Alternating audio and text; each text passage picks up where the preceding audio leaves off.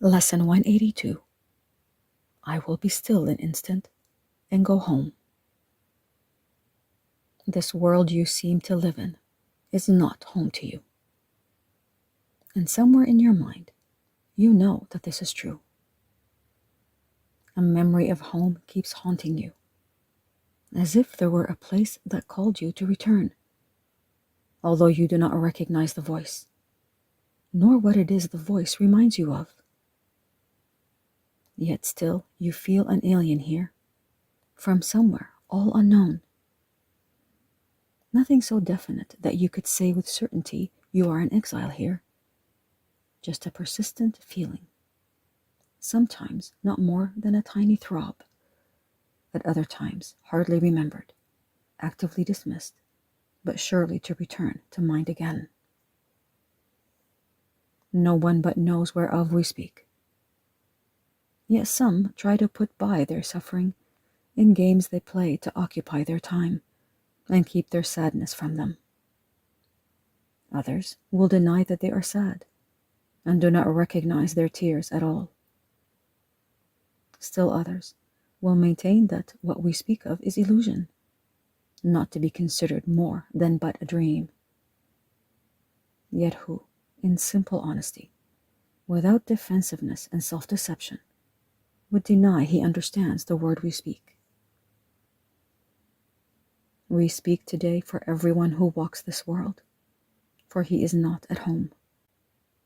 He goes uncertainly about, in endless search, seeking in darkness what he cannot find, not recognize what it is he seeks. 1,000 homes he makes, yet none contents his restless mind. He does not understand he builds in vain. The home he seeks cannot be made by him. There is no substitute for heaven. All he ever made was hell. Perhaps you think it is your childhood home that you would find again. The childhood of your body and its place of shelter are a memory now so distorted that you merely hold a picture of a past that never happened. Yet there is a child in you, capital C child, who seeks his father's house and knows that he is alien here. This childhood is eternal, with an innocence that will endure forever. Where this child shall go is holy ground. It is his holiness that lights up heaven, and that brings to earth the pure reflection of the light above, wherein are earth and heaven joined as one. It is this child in you your father knows as his own son. It is this child who knows his father. He desires to go home so deeply, so unceasingly, his voice cries unto you to let him rest a while.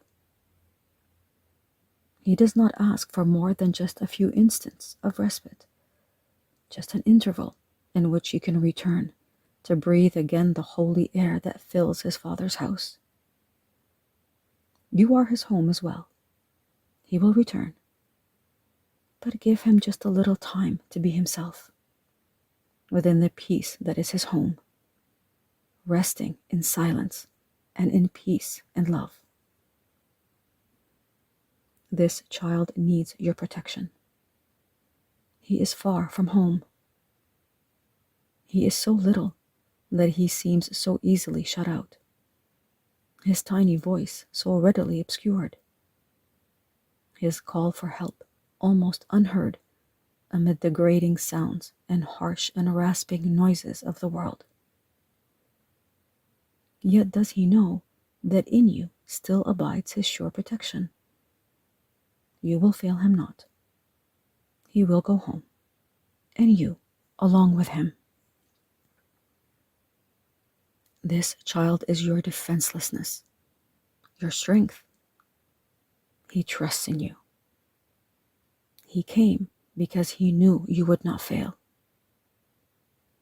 He whispers of his home unceasingly to you, for he would bring you back with him, that he himself might stay and not return again where he does not belong, and where he lives an outcast in a world of alien thoughts.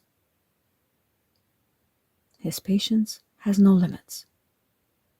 He will wait until you hear his gentle voice within you, calling you to let him go in peace, along with you, to where he is at home, and you with him.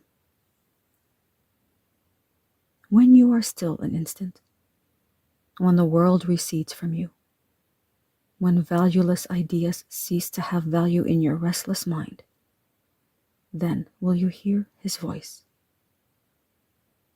So poignantly he calls to you that you will not resist him longer.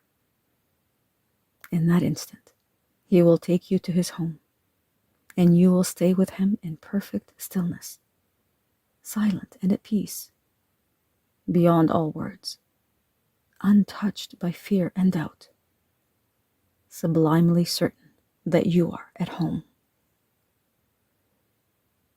Rest with him frequently today, for he was willing to become a little child, that you might learn of him how strong is he who comes without defenses, offering only love's messages to those who think he is their enemy. He holds the might of heaven in his hand and calls them friend, and gives his strength to them, that they may see he would be friend to them. He asks that they protect him, for his home is far away, and he will not return to it alone. Christ is reborn as but a little child each time a wanderer would leave his home. For he must learn that what he would protect is but this child, who comes defenseless and who is protected by defenselessness. Go home with him from time to time today. You are as much an alien here as he. Take time today to lay aside your shield, which profits nothing, and lay down the spear and sword you raised against an enemy without existence. Christ has called you friend and brother. He has even come to ask your help in letting him go home today, completed and completely. He has come as does a little child, who must beseech his father for protection and for love. He rules the universe, and yet he asks unceasingly that you return with him and take illusions as your gods no more. You have not lost your innocence. It is for this you yearn. This is your heart's desire. This is the voice you hear, and this the call which cannot be denied. The Holy Child remains with you. His home is yours. Today, he gives you his defenselessness, and you accept it in exchange for all the toys of battle you have made. And now the way is open, and the journey has an end in sight at last. Be still an instant and go home with him, and be at peace a while.